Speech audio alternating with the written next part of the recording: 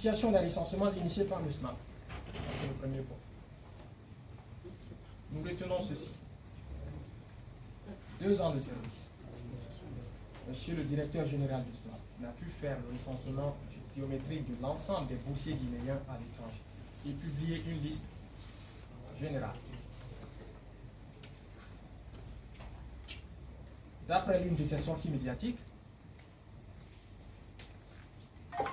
le nombre de boursiers guinéens à l'étranger serait aujourd'hui estimé à 800 personnes.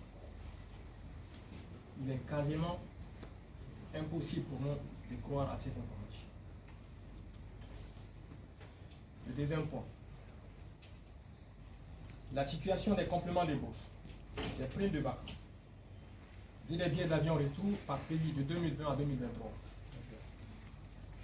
Nous commençons par le cas des étudiants en Russie. L'incohérence entre le contenu du communiqué officiel du SNAP du 19 juin 2023 et l'état des paix disponible au niveau de l'ambassade. C'est-à-dire que le décret du 12 août 2022 n'a pas été pris en compte. Ce décret portait sur la révalorisation des compléments de bourse. Malheureusement, elle n'a pas été prise en compte pour les 4 derniers mois de l'année 2022. À cela s'ajoute le non-paiement de l'intégralité des compléments de bourse et les primes de vacances de l'année universitaire 2022-2023 pour toutes les promotions. D'ailleurs, les nouveaux n'ont rien reçu jusqu'à date. Donc ceux qui sont partis l'année dernière n'ont rien reçu. Troisièmement, le non-paiement des billets d'avion pour les rentrants définitifs depuis 2022.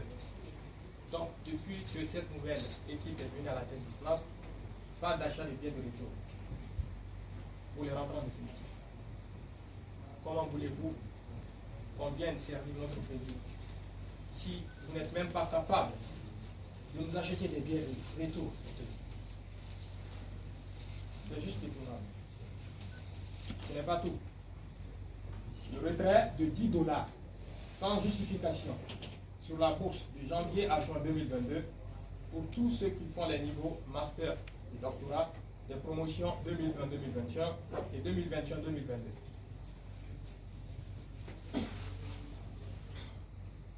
Le non-paiement des compléments de bourse des 4 derniers mois de l'année 2021 pour les 2 avant-dernières promotions. Enfin, le non-paiement des arriérés de 10 mois de complément de bourse, ainsi que les primes de vacances de l'année universitaire 2020-2021 pour la promotion 2020-2021. C'est la période là qui a coïncidé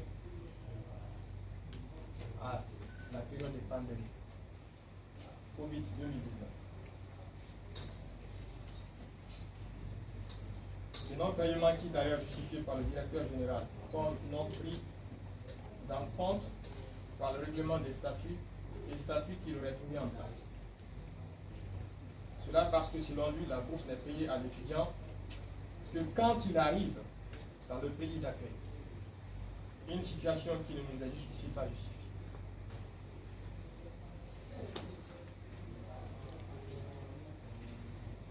Les boursiers guinéens au Maroc exigent le paiement de 10 mois de complément de bourse, ces primes de vacances, au compte de l'année universitaire 2022-2023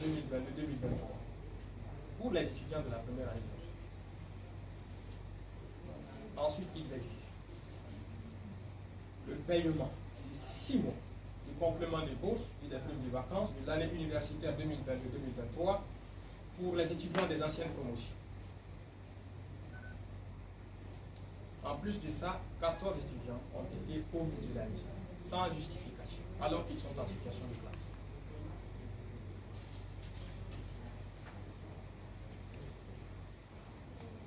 La situation des boursiers guinéens au Cuba. Comme le cas de la Russie, la révalorisation des bourses conformément au décret du 12 août 2022 n'est pas prise en compte. pour l'état de fait des 4 derniers mois de l'année 2022, donc de septembre à décembre. Ensuite, le non-paiement de l'intégralité des compléments de bourse, des primes de vacances de l'année universitaire 2020-2021. C'est le point le plus courant pour toutes les promotions bien entendu. La non-prise en charge. Ensuite, le non-paiement de compléments de bourse, des primes de vacances, des boursiers spécialistes depuis 2020. Enfin, des cas d'omission injustifiés de certains étudiants et spécialistes dans les états de fait.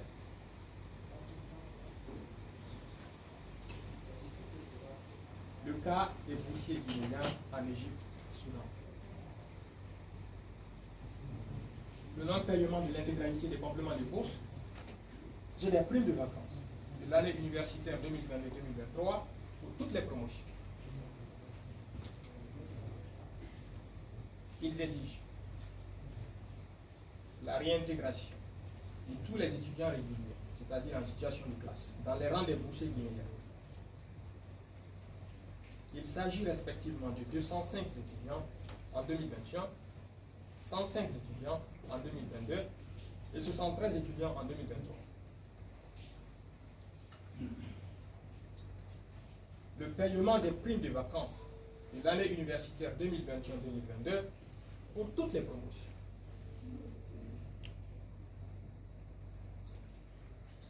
Le paiement des billets d'avion retour au pays au compte de l'année universitaire 2022-2023. Ensuite, l'alimentation de la caisse de sécurité sociale. La situation des boursiers guinéens en Tunisie. Retrait arbitraire. Des noms des états de paiement, dont certains nouveaux étant toujours en situation de classe.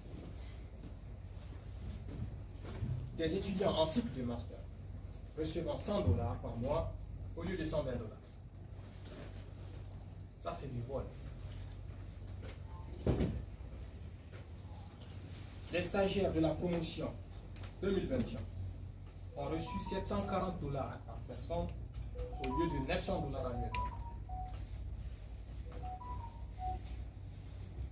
Les étudiants de la promotion 2020 ont reçu 800 $ au lieu de 1000 $ annuellement.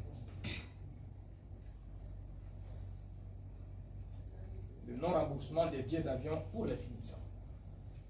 Qu'est-ce qu'ils ont acheté d'avion? Les recommandations.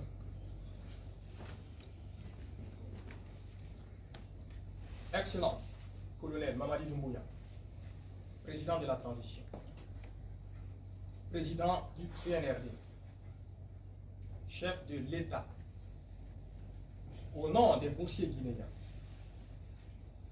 nous sollicitons votre implication personnelle pour résoudre les difficultés auxquelles nous sommes confrontés. Nous recommandons vivement ce qui suit. La nomination des dirigeants compétents, intègres et responsables à la tête d'un service aussi important que le SNAP, à travers lequel notre nation est représentée dans le monde estudiantin. Ensuite,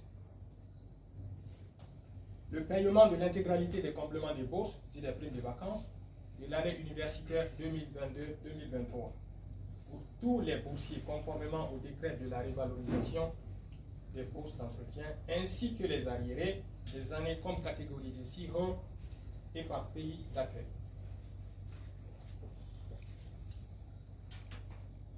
Le paiement des billets d'avion pour tous les rentrants définitifs depuis l'an 2022. L'alimentation des caisses de sécurité sociale.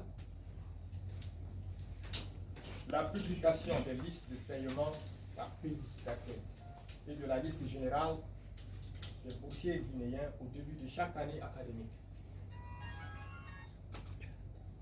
En tout état de cause, nous n'excluons pas d'organiser des sit-ins devant la direction générale du SNAP et les représentations diplomatiques et partout ou besoin se fait sentir.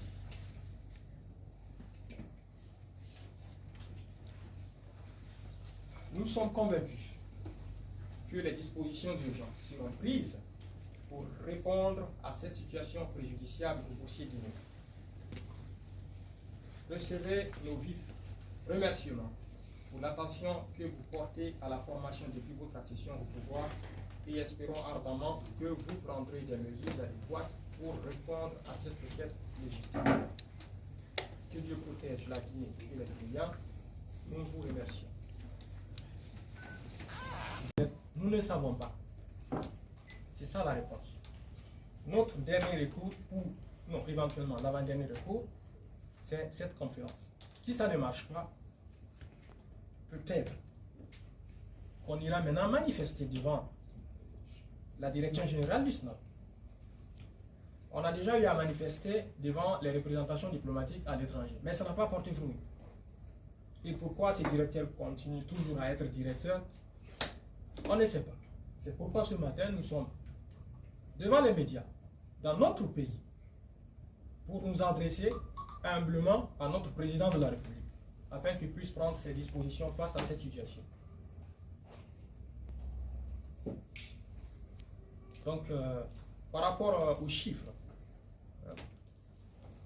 monsieur, si le SNAP nous dit que le nombre de boursiers guinéens à l'étranger, c'est d'environ 800 personnes.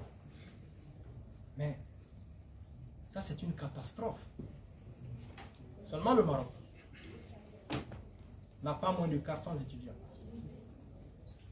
La Russie, pas moins de 400 étudiants. Il y a toutes les listes de tous les partants. Chaque année, on octroie 100 bourses. Prenons seulement 4 ans. Ça fait 400 personnes. Et sans compter ceux qui font le master et le doctorat. Moi, je fais le doctorat aujourd'hui. Je suis en 2e année. Donc, tout ça là, ça augmente le nombre. Donc, seulement le Maroc et la Russie font les 800. Et les autres. Analysez. Vous verrez qui est en train de mentir.